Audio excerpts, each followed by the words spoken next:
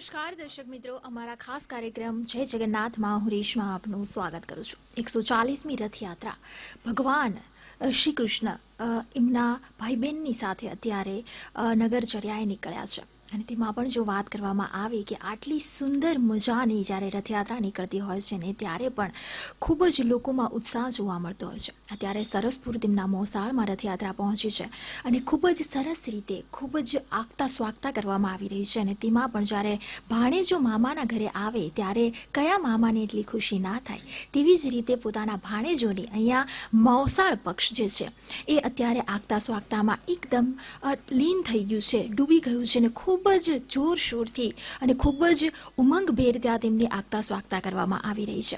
તો અહીંયા મહત્વની બાબત એ છે કે આપણે જ્યારે મામાના ઘરે જતા હોઈએ છીએ અને સામાન્ય લોકો કે આપણે જે કે ભગવાનના ભક્તો છીએ એ જ્યારે મામાના ઘરે જાય છે અને મામા એટલા ખુશ થાય છે અને હરખભેર આપણને જે તેડા મોકલાવે છે, તો અહીંયા તો ભગવાન છે, શ્રી કૃષ્ણ ભગવાન પોતાના ભાઈ બહેનની સાથે જ્યારે અહીંયા મામાના ઘરે પહોંચ્યા છે તો કેટલા હરખના તેડા હશે એ તો આપણને સૌ અત્યારે જોઈ રહ્યા છે.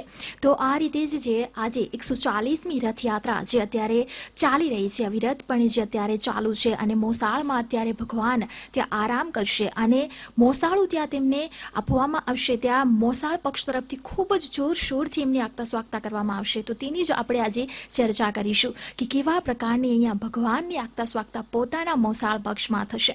અને તેની માટે અમારી સાથે સ્ટુડિયોમાં ઉપસ્થિત છે ઉર્વિશભાઈ અને વૈશાલીબેન. તો આ બંનેનું સ્વાગત છે.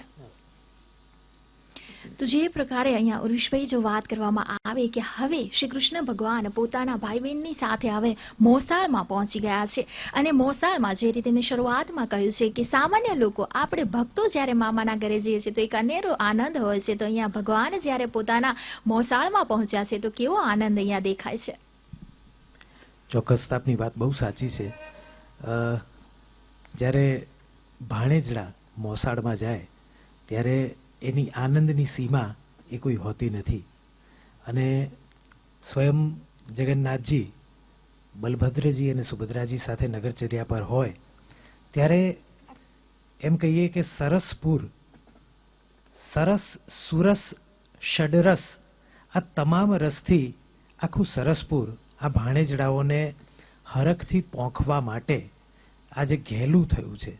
સરસપુર કદાચ ગોકુળ બની ગયું છે એમ કહીએ તો પણ એમાં જરાય અતિશયોક્તિ નહીં ગણાય.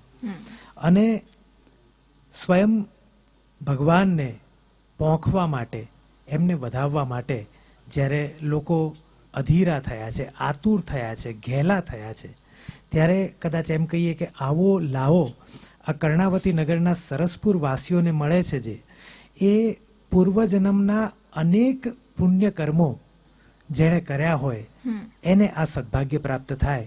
એટલે ખરેખર આપણને સૌને એવું લાગે કે કર્ણાવતીના સરસપુરના 99 પોળોના લોકો એ ખૂબ પુણ્યશાળી છે કે આવો અવસર, આવો લાવો એમને દર વર્ષે પ્રાપ્ત થાય છે. અને સ્વયં ભગવાનના મોસાળિયા થવાનો એમને આ એક બહુ જ સુંદર લાવો પ્રાપ્ત થયો છે. એ લોકો ખરેખર સદભાગ્યશાળી છે. અને આ પ્રસંગે એક શ્લોક જગન્નાથજીનો મને યાદ આવે અને ઈચ્છા થાય કે હું રજૂ કરું.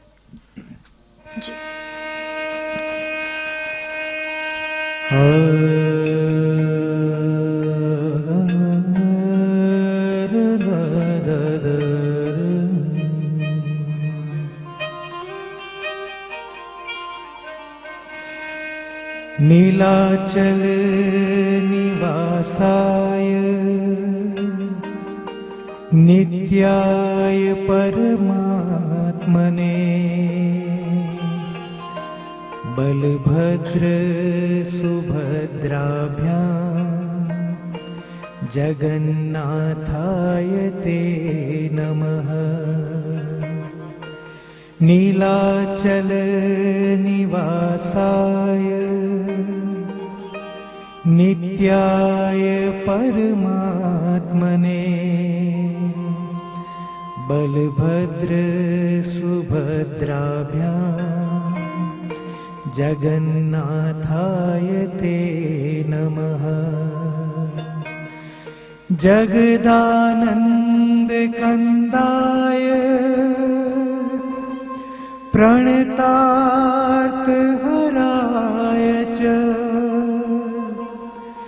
जगदानंद कंदाय प्रणतार्थ हराय च नीलाचल निवासाय जगन्नाथाय ते नमः.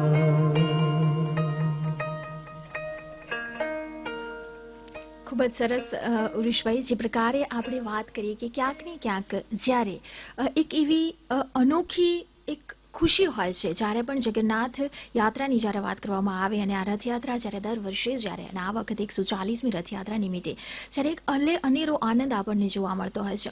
પણ જે પ્રકારે અહીંયા વાત કરવામાં આવે છે કે ભગવાન જ્યારે મોસાળ પક્ષમાં પહોંચ્યા છે અને ત્યાં જઈને જે પ્રકારે તેમની એક નિખાલસતા આપણને જોવા મળી રહી છે, કંઈક અલગતા જોવા મળી રહી છે.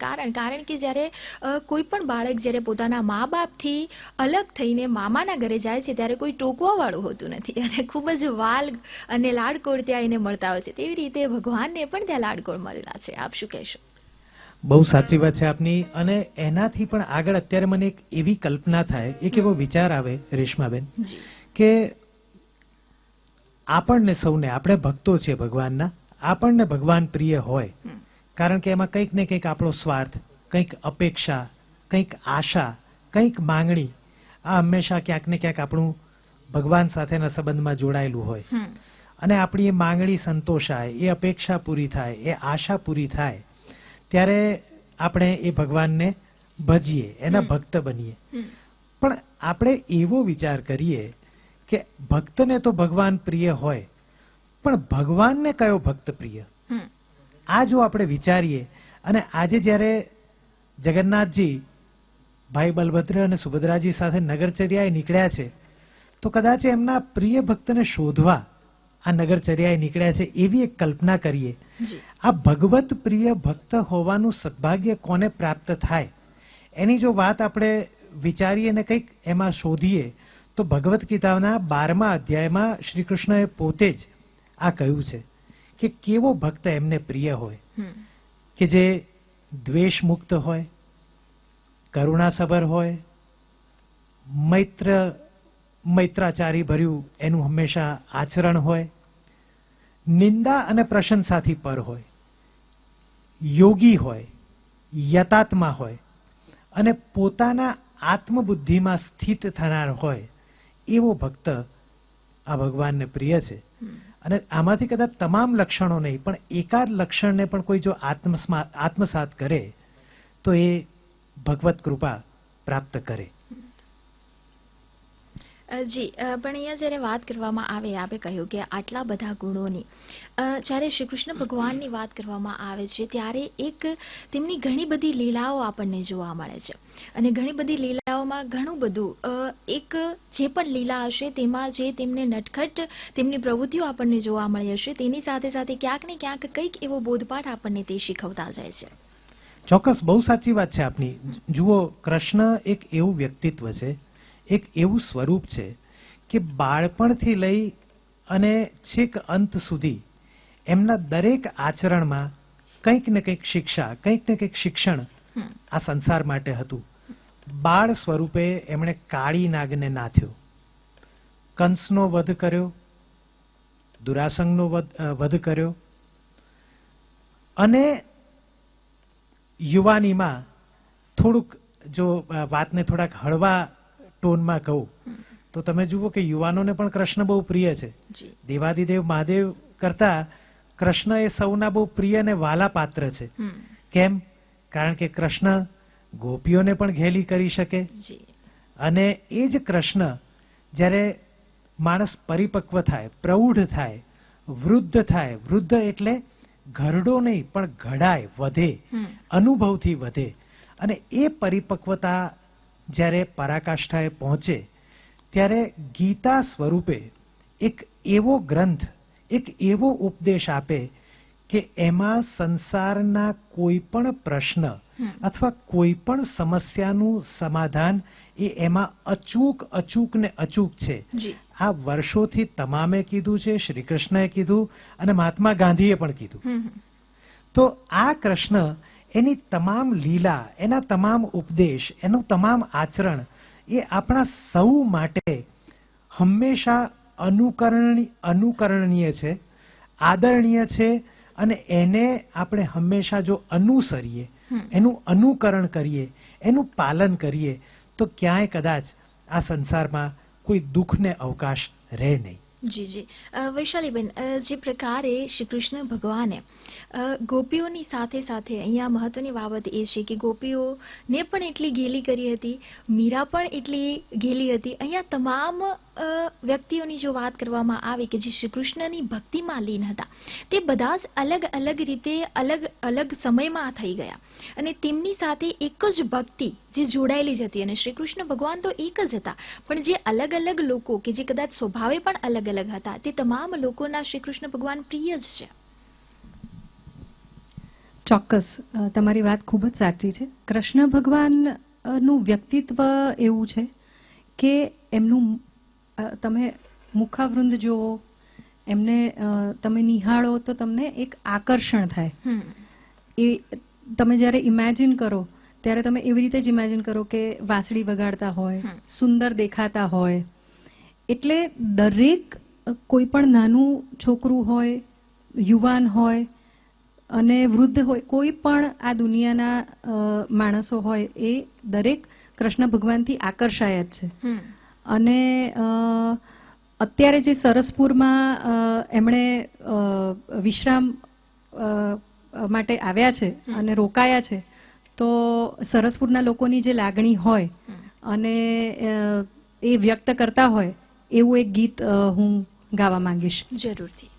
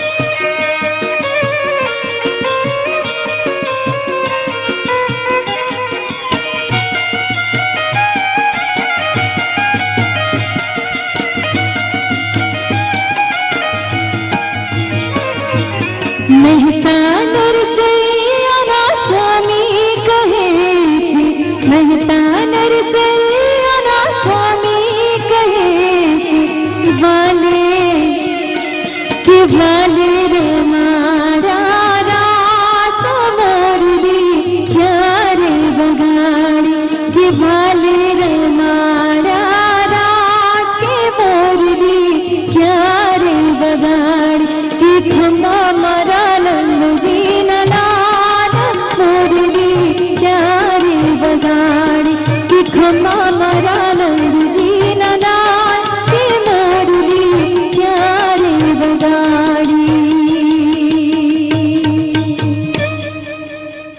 ખૂબ જ સરસ. ખમ્મા મારા નંદજીના લાલ કે મુરલી ક્યારે વગાડી. વૈશાલીબેન, જ્યારે વાત કરવામાં આવે કે શ્રી કૃષ્ણ ભગવાનની મુરલી અતિ પ્રિય, અને તેમાં પણ જ્યારે સૂર છેડાય છે અને જે ગોપીઓ કઈ ગાંડી થાય છે અને તેમની પાછળ પાછળ જાય છે, તે આખું જ્યારે દ્રશ્ય જોવામાં આવે તો કોઈ પણ વ્યક્તિ તેમાં પાગલ બની જ શકે છે. શ્રી કૃષ્ણ ભગવાનની જ્યારે મુરલીની ધૂન જ્યારે છેડાય છે ત્યારે કહેવાય છે કે ગોકુળની અંદર પણ દરેક ગોપીઓ જે છે એટલી બધી લીન થઈ જતી હતી કે પોતાના તમામ કાર્યો ભૂલી જતી હતી. પોતે ક્યાં છે, શું કરી રહી છે, તમામ વસ્તુઓ ભૂલીને, પોતાનું ભાન ભૂલીને શ્રી કૃષ્ણ ભગવાનની મુરલી જ્યાં વાગતી હતી ત્યાં પાછળ પાછળ જતી હતી. ખૂબ જ સાચી વાત છે. અને મેં પહેલા પણ કહ્યું એ પ્રમાણે એમનું વ્યક્તિત્વ જેટલું બધું, અને એમની મુરલી જ્યારે વાગતી ત્યારે માણસો, ગોપીઓ એ માત્ર નહીં પણ પક્ષીઓ, પ્રાણીઓ એ બધા પણ ગેલમાં આવી જતા હતા, અને એ બધા પણ ખૂબ જ આકર્ષાઈ અને એમની આજુબાજુ ફરવા લાગતા હતા. એના ઉપરથી મને એક ગીત યાદ આવે છે, હું ચોક્કસ કહીશ. જી.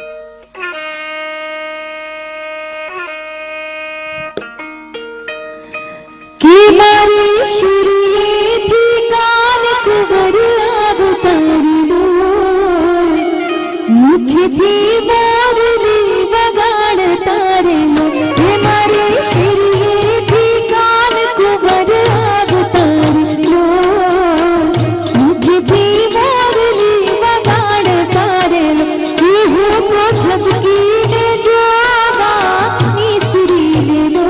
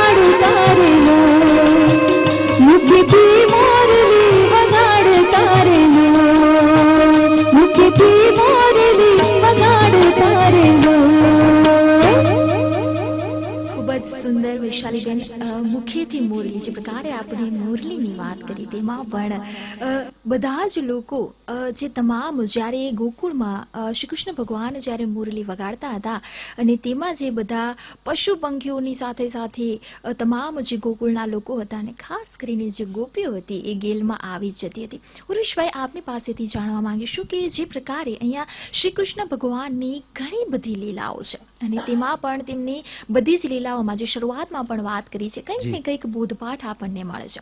અને આ મહત્વની વાત કરવામાં આવે કે સૌથી વધારે તેમને જ્યારે પરેશાન કર્યા હોય કે જેમની વધારે પડતી ખેંચતાણ કરી હોય એવી ગોપીઓ જે છે ને જે ગોપીઓને બહુ જ કહેવામાં આવે ને ગોપીઓ એટલી ભક્તિ લીન હતી, એટલી બધી શ્રી કૃષ્ણ ભગવાનની ભક્તિમાં લીન હતી કે શ્રી કૃષ્ણ ભગવાનથી તેમને પરેશાન થવું, હેરાન થવું એ પણ ક્યાંક ગમતું હતું. જી જી જી, બહુ સાચી વાત છે. જુઓ, અહીંયા કલાકાર મિત્રો છે અને કદાચ આપણે એમ કહીએ કે ભગવાનમાં અથવા જે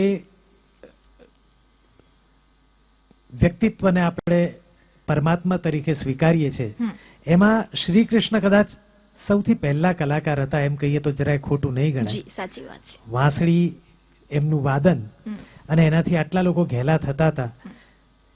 કેટલા બધા પદો, કેટલા રાસ, કેટલું બધું લખાયું છે, કેટલી લીલાઓના વર્ણન અને એક એવું વ્યક્તિત્વ કે જે સર્વ સ્વીકાર્ય. એક બહુ જ સુંદર રચના મને યાદ આવે. ઘણી બધી રચનાઓ અત્યારે મનમાં આવે કે કઈ ગાઈએ, પણ એક રચના તમે જેમ કહ્યું કે ગોકુળમાં ગોપીઓ ઘેલી થતી. આજે સરસપુરની કદાચ સ્થિતિ ગોકુળ જેવી જ છે એમ કહીએ તો જરા એમાં અતિશયોક્તિ નથી. તો આટલી ગોપીઓને આપણને સૌને કૃષ્ણ જે વાંસળીથી ઘેલી કરતા એવી એક બહુ જ સરસ રચના મને યાદ આવે છે અને રજૂ કરું.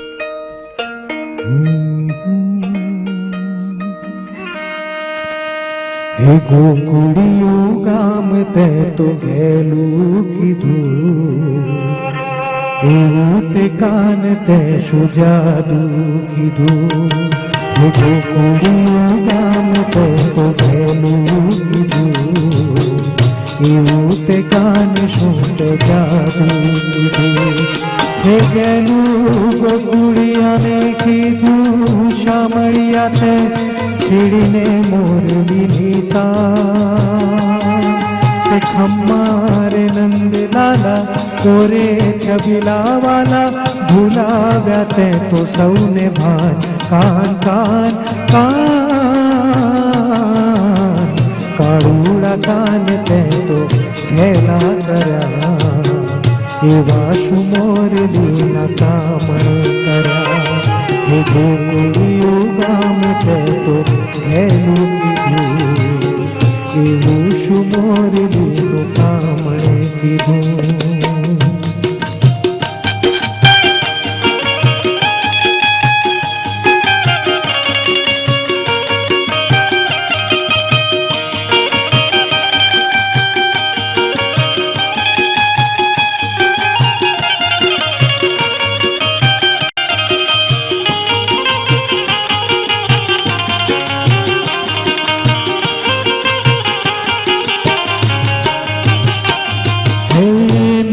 જમુના ને તીરે રાધા ને કાન છેડે, વર્ણની વાહડી વગાડે. નિત જમુના ને તીરે રાધા ને કાન છેડે, વર્ણની વાહડી વગાડે. કદંબની ડાળે બેસી થઈ ગોવાળ પછી, ગોપીઓના ભાન તું ભૂલાવે. હે રોકી મારગડો વાલા, કરતો રે ઝગડો લાલા, માંગે તું મહિડાના દાન. હે ખમ્મારે નંદ લાલા ઓરે છબીલા વાલા, ભૂલાવ્યા તે તો સૌને ભાન. કાન કાન કાન કાળુડા કાન તે તો ઘેલા કર્યા, એવા શું મોરલીના કામણે કર્યા. હે ગોકુળિયું ગામ તે તો ઘેલું કીધું, એવું શું મોરલીનું જાદુ કીધું. અમે મયારા રે ગોકુળ ગામના, અમે મયારા રે ગોકુળ ગામના મારે મહી વેચવાને જાવા મૈયા રે ગોકુળ ગામના મારે મહી વેચવાને જાવા મૈયા રે ગોકુળ ગામના અમે મૈયા રે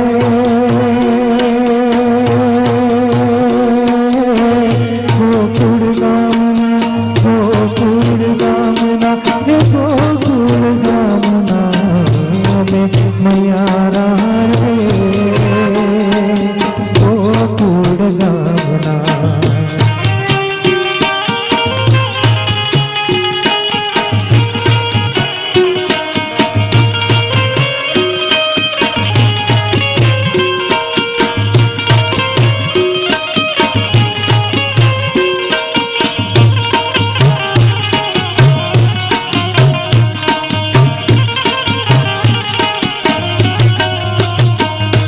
મથુરાની વાટ મહી વેચવાનની સુરી મથુરાની વાટ મહી વેચવાનની સુરી નટખટ એ નંદ કિશોર માગે સે દાણજી નટખટ નંદ કિશોર માગે સે દાણજી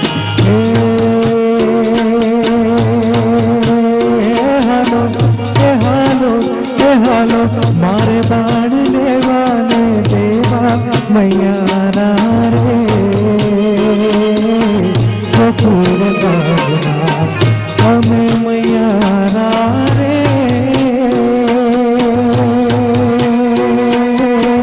ગોકુળ ગામના હે ગોકુળ ગામના અમે મૈયા રે ગોકુળ ગામના અમે મૈયા રે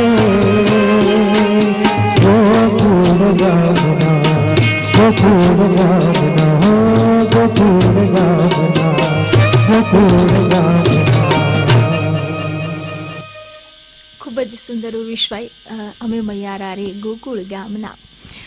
શ્રી કૃષ્ણ ભગવાનની જ્યારે વાત કરવામાં આવે તો ગોકુળ અને મથુરા ને વધારેમાં વધારે ગોકુળથી એક અલગ જ પ્રકારની લાગણીની જો વાત કરીએ તો અહીંયા ખૂબ જ મહત્વની બાબત આવી જાય છે કે કોઈ બી વ્યક્તિ જે છે એ ક્યાં રહ્યું છે, ક્યાં મોટું થયું છે, એનું પોતાનું જીવન કઈ જગ્યાએ કાઢ્યું છે.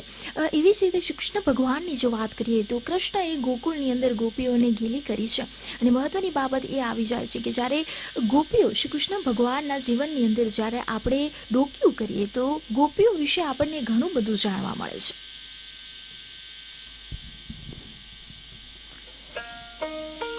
સાચી વાત છે, પણ કદાચ આપણે એમ માત્ર ને માત્ર એના આ જ પક્ષ પર જો વધારે ધ્યાન કેન્દ્રિત ના કરીએ. ચોક્કસ ગોપ લીલા, કૃષ્ણની ગોપ લીલા, કૃષ્ણ લીલા આ હંમેશા આપણને બહુ આકર્ષે, પણ પછી કૃષ્ણએ પરિપક્વતાની પરાકાષ્ઠા સ્વરૂપે જ્યારે જે ઉપદેશ આપ્યો અને સંસારને એક સંસારની આ નાવમાં આ ભવસાગર પાર કરવા માટે જે ચાવીરૂપ શીખ આપી એની વાત કરીએ જો, ત્યારે આપણને કૃષ્ણના આ પરિપક્વ સ્વરૂપની એનો પરિચય થાય અને ત્યારે આપણે એ કૃષ્ણની શરણાગતિ સ્વીકારી લઈએ. અને ત્યારે રેશમાબેન એક કેટલીક પંક્તિઓ મને જે સ્ફૂરી છે આજે એ અહીંયા મારા કલાકાર મિત્રોની મદદથી રજૂ કરવાનો પ્રયત્ન કરીશ.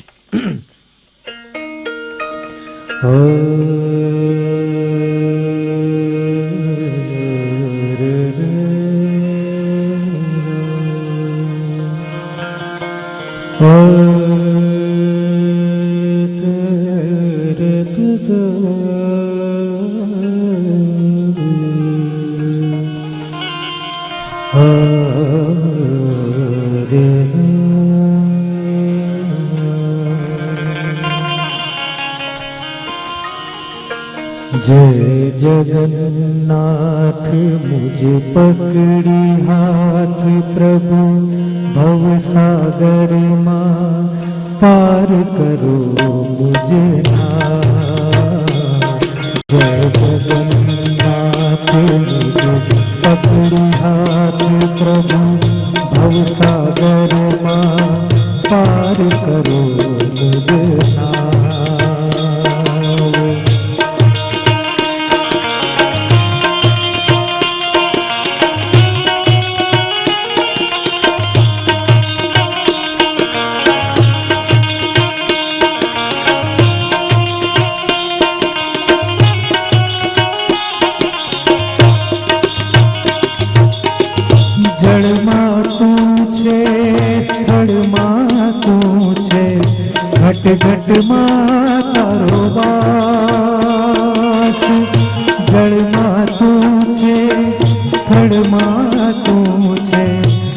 ઘટમાં તારો વાસ, ઓ નંદલાલા દીન દયાળા મનમોહન ઘનશ્યામ, ઓ નંદલાલા દીન દયાળા મનમોહન ઘનશ્યામ, જય જગન્નાથ મુझे પકડી હાથ પ્રભુ ભવસાગરમાં પાર કરો મુझे નાવ।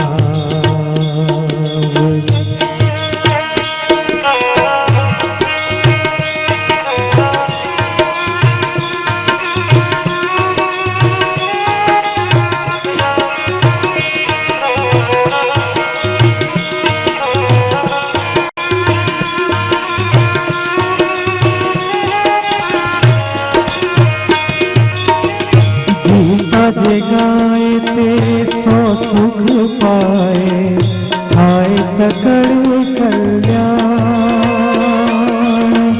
ગીતા જે ગાય તે સો સુખ પાય, થાય સકળ કલ્યાણ, મનમોહન મન મંદિરે પ્રભુ નિત્ય રહે તુજ સ્થાન, मनमोहन मन मंदिरे प्रभु नित्य रहे तुझ स्थान, जय जगन्नाथ मुझे पकड़ी हाथ प्रभु भवसागर मां पार करो मुझे नाव।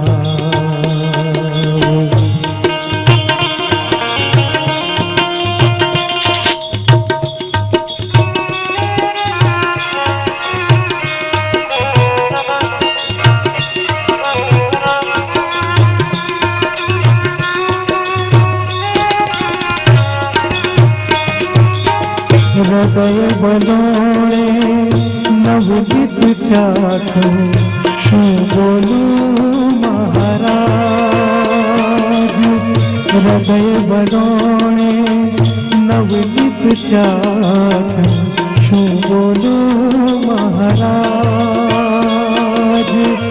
કૃપા કરી મુझ પકડી હાથને સુધારજો મુझे आज, कृपा કરી મુझ પકડી હાથને સુધારજો મુझे आज, જય જગન્નાથ મુझे પકડી હાથ પ્રભુ ભવસાગરમાં પાર કરો મુझे નાવ, જય જગન્નાથ મુझे પકડી હાથ પ્રભુ ભવસાગરમાં પાર કરો મુझे નાવ, પાર કરો મુझे નાવ, પ્રભુ પાર કરો મુझे નાવ। ખૂબ જ સુંદર ઋષભાઈ, જે પ્રકારે જગન્નાથની યાત્રા 140મી રથયાત્રા જ્યારે આજે નીકળી રહી છે ને પૂરેપૂરું અમદાવાદ કહીએ તો જેવી રીતે અહીંયા જગન્નાથ મંદિરથી અત્યારે સરસપુર મોસાળમાં પહોંચી છે અને શરૂઆતમાં જે પ્રકારે કહ્યું કે મોસાળ પક્ષ ખૂબ જ ઉત્સાહભેર તેને આવકારવા માટે તૈયારી કરી છે અને તે પ્રકારે જ ભાણેજોને જે આવકારવા માટે ને તેમનું જે પ્રકારે આશીર્વાદ લેવા માટે ખૂબ જ મહત્વ છે।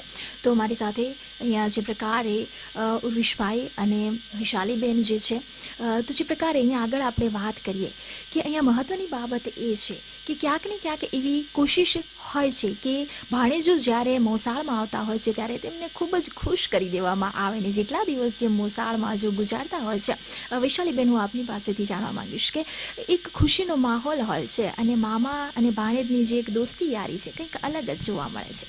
ચોક્કસ, મામા એ શબ્દ જ આપણને બહુ બધું કહી જાય છે। માં બે માં આવે છે અને એ પ્રેમ એ આપણે નાનપણથી આપણે પણ જોયો જ છે કે આપણે મોસાળમાં જઈએ ત્યારે આપણને કેટલી બધી મજા આવે। એ જ રીતે વર્ષોથી જે આ સરસપુરના લોકો મોસાળું કરે છે એ એમની માટે બહુ ડિવાઇન, એમની માટે બહુ ધન્યતારૂપ વસ્તુ છે. એવું કહેવાય છે કે એક ભાણેજને તમે જ્યારે પોંખો ત્યારે, જ્યારે એને જમાડો, જ્યારે એનું સ્વાગત કરો, ત્યારે એક 100 બ્રાહ્મણોને તમે પોંખ્યા હોય, જી, તમે એ જમાડ્યા બરાબર હોય, હોય એવો તમને લાભો મળે છે, જી પુણ્ય મળે છે. Right rather. અને આ તો 3 ભાણેજડા આવ્યા છે, જી એટલે અને જગતનો એક-એક નાથ પોતે. ભાણેજમાં કોટી કોટી બ્રાહ્મણ જમાડ્યાનું પુણ્ય છે. યસ, એટલે that is a very very big thing. અને ખૂબ જ ધન્યતા, દિવ્યતા અને ખૂબ જ સરસ આ લાભો છે જે આ લોકોને મળે છે દર વર્ષે. એટલે એના ઉપરથી એ આખું જે સરસપુર છે એ આખું ગોકુળ બની જાય છે. જી અને એ લોકોનો આનંદ એમના હૃદયમાં સમાતો નથી. એના ઉપરથી એક ગીત અમે લોકો બંને રજૂ કરીએ. જી ચોક્કસથી.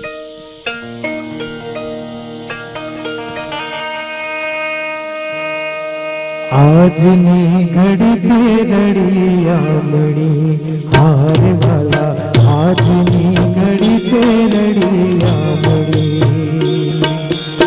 આજની ઘડી તે રડી આમણી હારે વાલા, આજની ઘડી તે રડી આમણી. હે મારો વાલો આયાની વધામણી ધીરે, વધામણી ધીરે. આજની ઘડી તે રડી આમણી જીરે વાલા, આજની ઘડી તે રડી આમણી.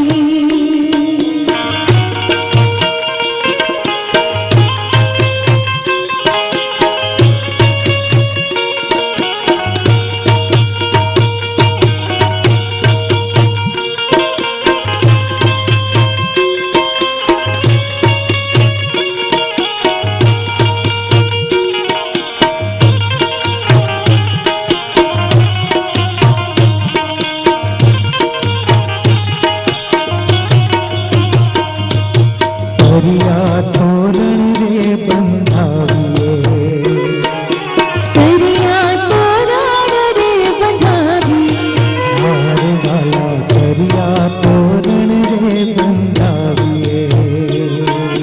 દરિયા તોરણ રે બંધાવીએ.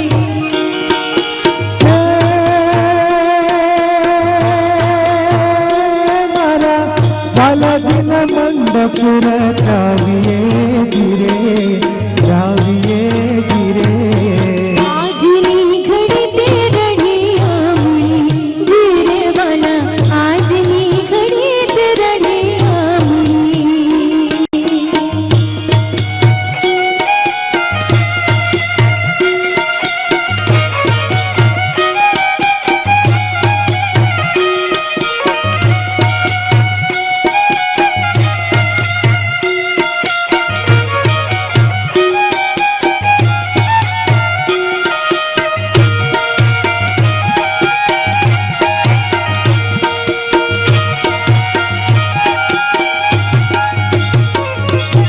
લીલોડા વાસ વઢાવીએ, લીલુડા વાસ વઢાવીએ, લીલોડા વાસ વઢાવીએ. લીલુડા વાસ વઢાવીએ. હે મારા બાલાજીના મંડપ રચાવીએ ધીરે, રચાવીએ જીરે, આજની ઘડી તે રડી આમણી જીરે વાલા, આજની ઘડી તે રડી આમણી.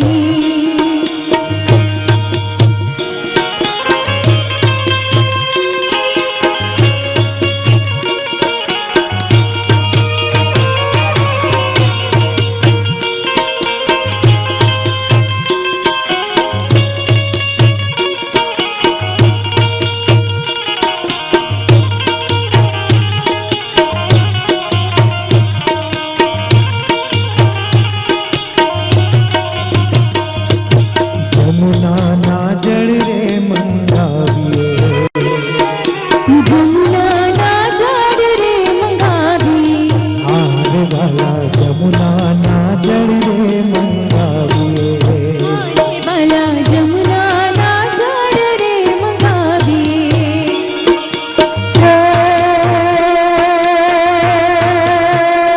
મારા બાલાજીના ચરણ પખાડીએ જીરે આજની ઘડી તે રડે આમણી જીરે બાલા આજની ઘડી તે રડે આમણી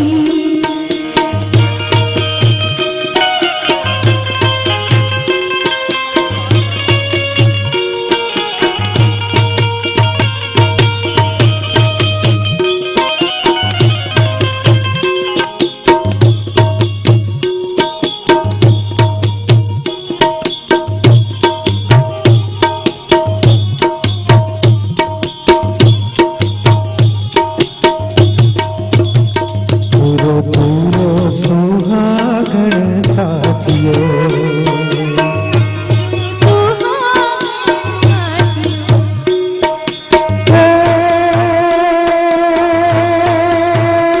મારો બાલો આવે મલપતો હાથીઓ જીરે આજની ઘડી તે રડી આંગણે આજની ઘડી તે રડે આમણી હે મારો વાલો આયાની વધામણી જીરે